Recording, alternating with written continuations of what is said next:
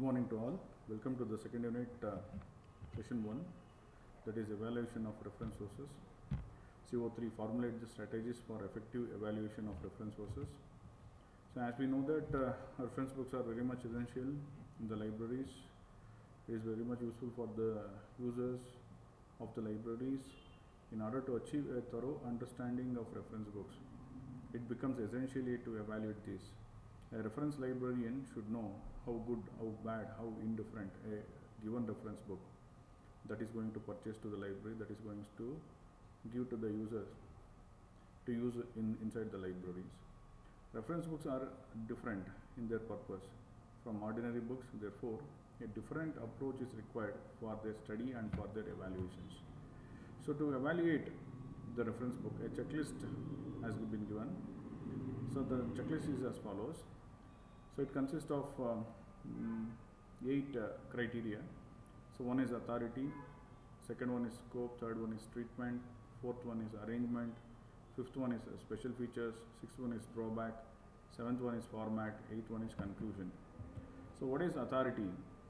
The authoritativeness of reference books can usually be judged on the basis of qualification, experience and reputations of the sponsoring body, if any, that is publisher or a distributor or author or editor or compiler or all together as a whole. That means ಇದರ ಅರ್ಥ ಏನು ಅಂತಂದರೆ ಈ ಬುಕ್ಕನ್ನು ಯಾರು ಯಾರು publish ಮಾಡಿದ್ದಾರೆ, ಯಾರು ಅದನ್ನು ಬರೆದಿದ್ದಾರೆ, ಸೊ ಅವರ ಒಂದು ಎಕ್ಸ್ಪೀರಿಯನ್ಸ್ ಏನಿದೆ, ಅವರ ಒಂದು ಕ್ವಾಲಿಫಿಕೇಷನ್ ಏನಿದೆ, ಎಷ್ಟು ಮಟ್ಟಿಗಿದೆ, ಸೊಸೈಟಿಲಿ ಎಷ್ಟು ರೆಪ್ಯುಟೇಷನ್ ಇದೆ, ಅದರ ಮೇಲೆ ನಾವು ಅಥಾರಿಟಿನ ನಾವು ಜಡ್ಜ್ ಮಾಡ್ತೀವಿ. ಬುಕ್ಕನ್ನು ಇದು ಬೇಕೋ ಬೇಡೋ ಅಂತೇಳಿ ನಾವು ಲೈಬ್ರರಿಗೆ ಎವ್ಯಾಲ್ಯೂಯೇಟ್ ಮಾಡ್ತೀವಿ. The next point is scope. The scope of the reference books can be understood properly by finding out answers to the following question. What is the purpose of a word as stated by the editor himself?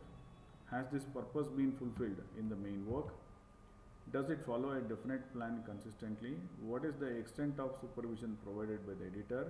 What is the purpose being fulfilled in the main work? What are the limitations with regard to subject, class of readers, up-to-dateness of material? What is the overall coverage? That means this book, what it contains, whether it is a dictionary or encyclopedia or what kind of reference material it may be.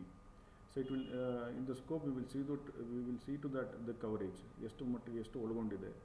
So author ಏನು ಹೇಳಿದ್ದಾರೆ, ಅಥವಾ publisher ಏನು ಹೇಳಿದ್ದಾರೆ, ಏನು ಒಳಗೊಂಡಿದೆ ಅಂತ ಹೇಳಿದ್ದಾರೆ, so ಅದಷ್ಟು ಆ ಒಂದು ಬುಕ್ಕಲ್ಲಿ cover ಮಾಡಿದ್ದಾರಾ.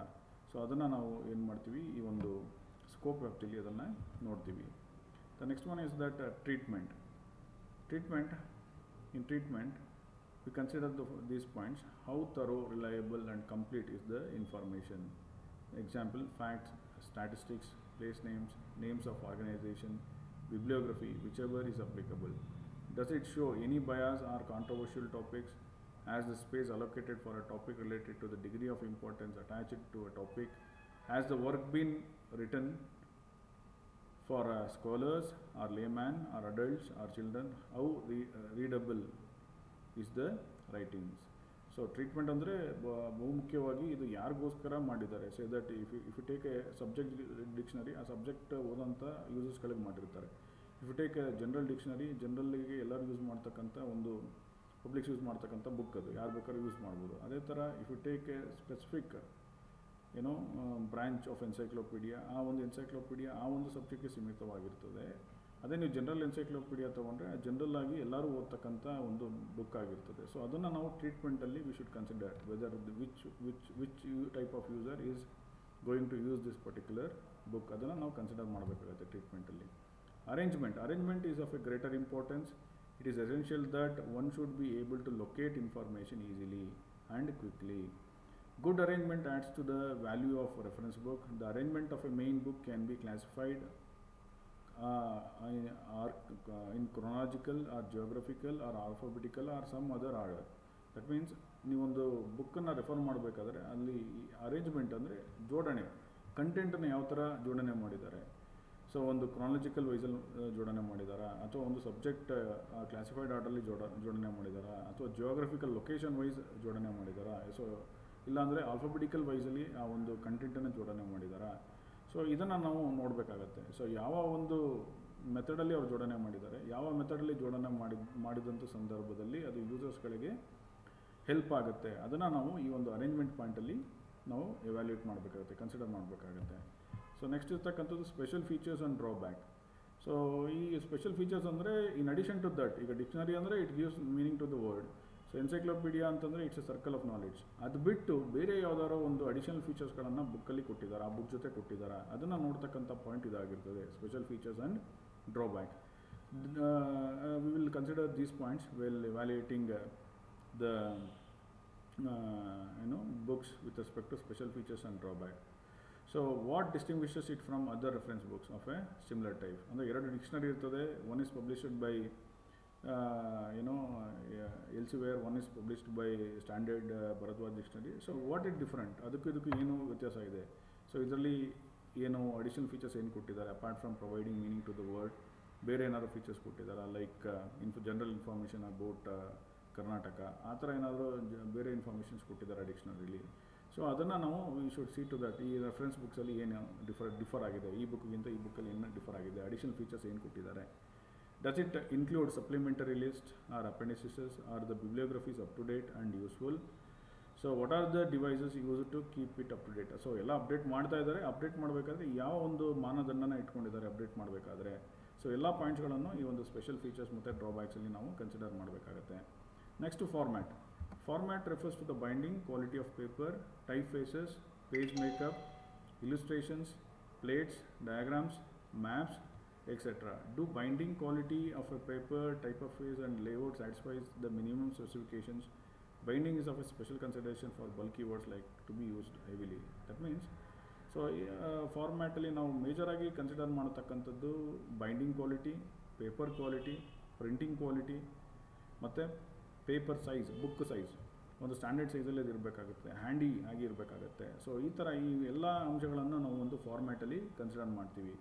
If the paper quality is not good, ಏನಾಗುತ್ತೆ, ಬುಕ್ ಬೇಗ ಹಾಳಾಗ್ತದೆ. ಪ್ರಿಂಟಿಂಗ್ ಕ್ವಾಲಿಟಿ ನಾಟ್ ಗುಡ್, ಬೇಗ ಪ್ರಿಂಟ್ ಹೋಗುತ್ತೆ, ಅದಲ್ಲದೆ ಕಣ್ಗೂ ಕೂಡ, ಓದ್ತಕ್ಕಂಥ ಯೂಸರ್ ಕಣ್ಗೂ ಕೂಡ ಏನಾಗುತ್ತೆ, ಎಫೆಕ್ಟ್ ಆಗುತ್ತೆ.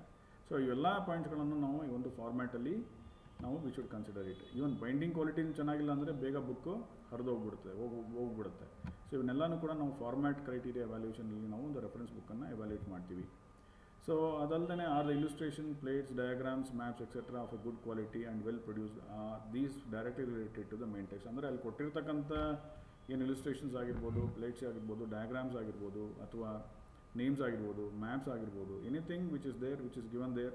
ಸೊ ಅವೆಲ್ಲ ರಿಲೆವೆಂಟ್ ಆಗಿದೆಯಾ, ಕ್ವಾಲಿಟಿ ಅಂಥದ್ದು ಚೆನ್ನಾಗಿದೆಯಾ, ಸೊ ಆ ಒಂದು ಟೆಕ್ಸ್ಟ್ಗೆ, ಮೇನ್ ಟೆಕ್ಸ್ಟ್ಗೆ ಸಂಬಂಧಪಟ್ಟಂಗೆ ಅದು ಕೊಟ್ಟಿದ್ದಾನ ಅಥವಾ ಇರಿಲೆವೆಂಟಾಗಿ ಕೊಟ್ಟಿದ್ದಾನ. ಸೊ ಇವನ್ನೆಲ್ಲನೂ ಕೂಡ ನಾವು ಫಾರ್ಮ್ಯಾಟಲ್ಲಿ ನೋಡಬೇಕಾಗತ್ತೆ. Overall the physical quality means what, the quality of a binding, quality of a page, the quality of a print. So we should consider all these things in the format evaluation criteria. Then lastly the conclusions. So in conclude we should conclude that whether ಈ book ನಮಗೆ ಬೇಕಾ, ನಮ್ಮ ಲೈಬ್ರರಿಗೆ ಬೇಕಾ ಅಥವಾ ಬೇಡವಾ. So ಬೇಕಾದರೆ ಏನಕ್ಕೆ ಬೇಕು, ಸೊ ಈ ಥರ ಇದು ಇಷ್ಟು ಒಂದು ಒಳ್ಳೆ ಫೀಚರ್ಸ್ಗಳನ್ನು ಒಳಗೊಂಡಿದೆ, ಅದನ್ನು ನಾವು ಕೂಡ ಏನು ಮಾಡಬೇಕಾಗತ್ತೆ, ಬರಿಬೇಕಾಗತ್ತೆ, ಹೇಳ್ಬೇಕಾಗತ್ತೆ. ಬೇಡ ಅಂದರೆ ಏನಕ್ಕೆ ಬೇಡ, ಸೊ ಇದರಲ್ಲಿ ಏನೇನೋ ಕ್ವಾಲಿಟೀಸ್ ಇಲ್ಲ, ಏನೇನೋ ಸರಿಯಾಗಿ ಮಾಡಿಲ್ಲ, ಆ ಬುಕ್ಕಲ್ಲಿ ಏನೇನು ಸರಿಯಾಗಿ ಮಾಡಿಲ್ಲ, ಸೊ ಏನೋ ಅರೇಂಜ್ಮೆಂಟ್ ಸರಿಯಾಗಿಲ್ವೋ ಅಥವಾ ಕ್ವಾಲಿಟಿ ಆಫ್ ದ ಪೇಪರ್ ಸರಿ ಇಲ್ವೋ, ಸೊ ಅವನ್ನೆಲ್ಲನೂ ಕೂಡ ನಾವು ಈ ಒಂದು ಪಾಯಿಂಟಲ್ಲಿ ಹೇಳಬೇಕಾಗುತ್ತೆ. Conclusion should include overall judgement about the reference book.